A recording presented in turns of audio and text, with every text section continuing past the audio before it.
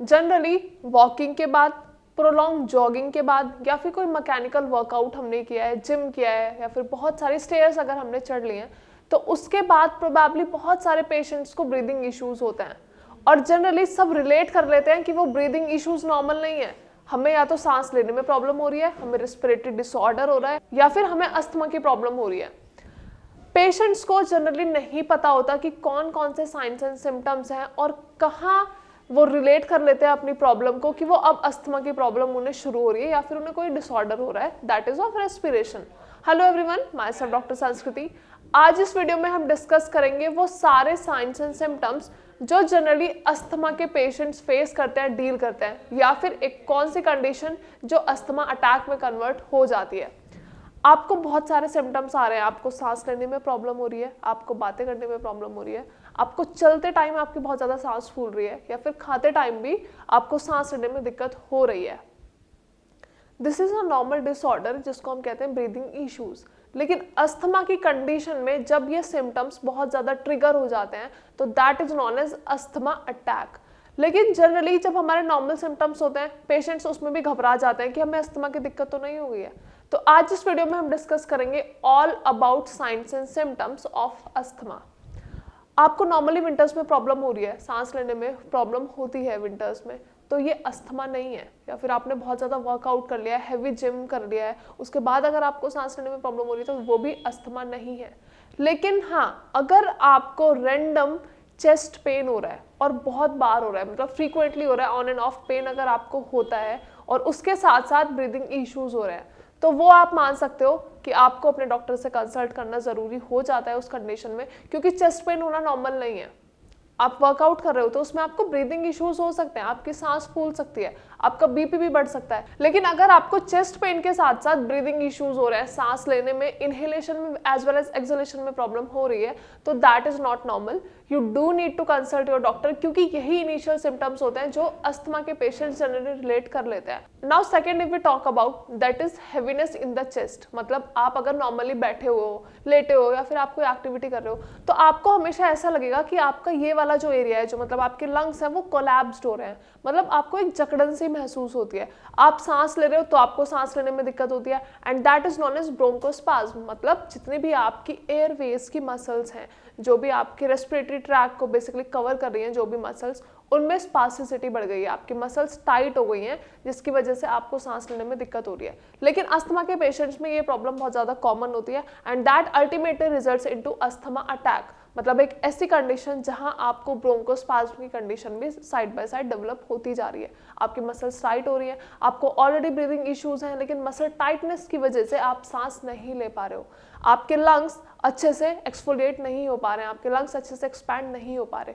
और क्योंकि टाइटनेस की वजह से आपके लंग्स जब एक्सपैंड ही नहीं हो पा रहे हैं, तो आपको सांस लेने में भी एज वेल एज सांस छोड़ने में भी बहुत ज़्यादा दिक्कत होती है। तो अगर आपको चेस्ट पेन भी है, अगर आपकी चेस्ट बहुत ज़्यादा हैवी रहती है, टाइट रहती है, तो ये सब आपको अपने डॉक्टर से डिस्कस करने की ज़रूरत है। एज वेल एज आपको अपने डॉक्टर को एक प्रॉपर ब्रीफ हिस्ट्री भी देनी है कि आपको कब से ये प्रॉब्लम स्टार्ट हुई है, क्योंकि जनरली हम नेग्लेक्ट कर देते हैं। हम बहुत सारी चीज़ें हैं जो हम नेग्लेक्ट कर देते हैं, हमें ऐसा लगता है कि तो नॉर्मल हो रहा है, हो जाएगा ठीक है, अब ये विंटर्स की वजह से हो रहा है, या फिर बहुत ज़्यादा हमने वर्कआउट कर लिया, बहुत ज़्यादा वॉक कर लिया तो उसके बाद हो रहा है। लेकिन अगर आपको कोई प्रॉब्लम बहुत ज़्यादा ट्रिगर कर रही है, जैसे कि चेस्ट पेन या हैवीनेस इन द चेस्ट, तो you do need to consult your doctor. इसके अलावा और कौन कौन से सिम्टम्स हैं? नॉर्मली जैसे मैं कॉन्वर्जेशन में हूँ, मैं आपको कुछ समझा रही हूँ, लेकिन अस्थमा के पेशेंट्स में प्रॉब्लम कहाँ एग्रीवेट होती है कि जब वो बोलते हैं तो वो सांस लेना भूल जाते हैं। कोई भी नॉर्मल इंडिविजुअल इसको ऐसे ही समझेगा, लेकिन एक्चुअली में जब हम बोल रहे होते हैं तो हमारा रेस्पिरेटरी ट्रैक्ट इतना ज़्यादा एक्टिव नहीं होता कि बोलने के साथ साथ वो सांस भी ले पाए। तो ये एक कंडीशन होती है जहाँ पे अस्थमा के पेशेंट्स बहुत ज़्यादा परेशान होते हैं, क्योंकि जब भी वो किसी हैवी कॉन्वर्सेशन में होते हैं तो वो बार बार रुकते हैं और तब सांस लेते हैं, क्योंकि उनकी बॉडी नहीं अलाउ करती है कि वो 2 टास्क एक बार में परफॉर्म कर लें। कौन से 2 टास्क? बात भी करना और सांस भी लेना। इसीलिए अस्थमा के पेशेंट्स को अगर अपने साइंस एंड सिम्टम्स अच्छे से समझने हैं, या फिर किसी भी नॉर्मल इंडिविजुअल को अगर ये समझना है कि उनकी कंडीशन अस्थमा की कंडीशन तो नहीं है, तो उन्हें यही ध्यान रखना है कि वाइल टॉकिंग या फिर वाइल वॉकिंग, जॉगिंग, सांस लेने में कितनी दिक्कत हो रही है, कब दिक्कत हो रही है, और कैसे वो पॉइंट्स ट्रिगर हो रहे हैं, मतलब कैसे आपकी ब्रीदिंग बार बार ट्रिगर हो रही है।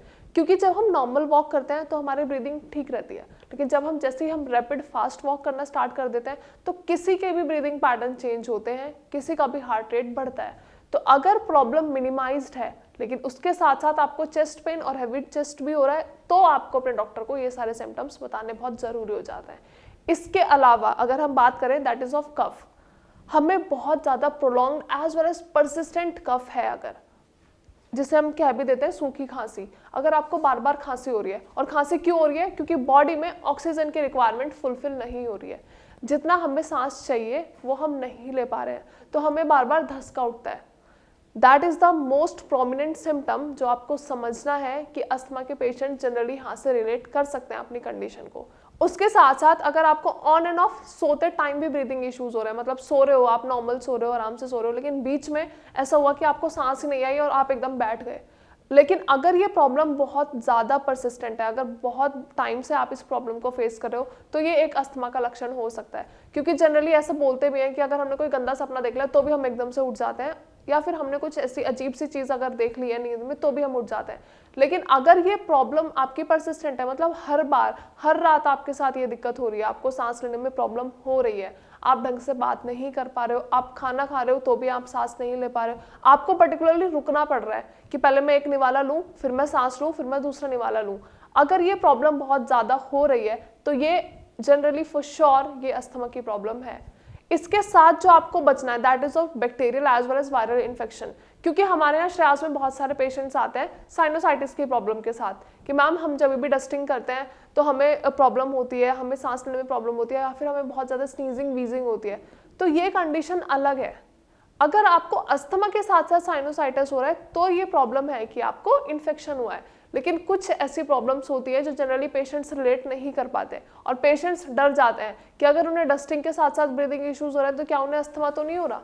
तो आपको ये समझना है और आपको खुद से डिफरेंशिएट करना है कि आपके साइंस एंड सिम्टम्स कितने ज़्यादा हैवी हैं और कितने ज़्यादा टाइम से आप उन्हें फेस कर रहे हो और कब से नेग्लेक्ट करते आ रहे हो। अगर ये सारे चेंजेस हैं जो हमने अभी वीडियो में डिस्कस किए हैं, ये वाले लक्षण अगर आप फेस करते हो, अगर चेस्ट हैवी हो रही है, स्नीजिंग बहुत ज़्यादा हो रही है, कफ बहुत ज़्यादा है, टाइट हो रही है आपकी चेस्ट, चलने में बोलने में अगर आपको सांस लेने की बहुत ज़्यादा दिक्कत हो रही है, और या फिर आपके हमेशा आपको अपर रेस्पिरेटरी ट्रैक्ट में जकड़न सी महसूस हो रही है, तो आप ज़रूर डॉक्टर से कंसल्ट करो, क्योंकि डॉक्टर्स आपको बताएंगे, आपके प्रॉपर टेस्ट होंगे। ऐसे ही कोई भी डॉक्टर डायग्नोज नहीं कर देते कि आपको अस्थमा हो रहा है, साइनोसाइटिस है, या कोई भी आपको ब्रोंकोपल्मोनी कोई भी प्रॉब्लम हो रही है।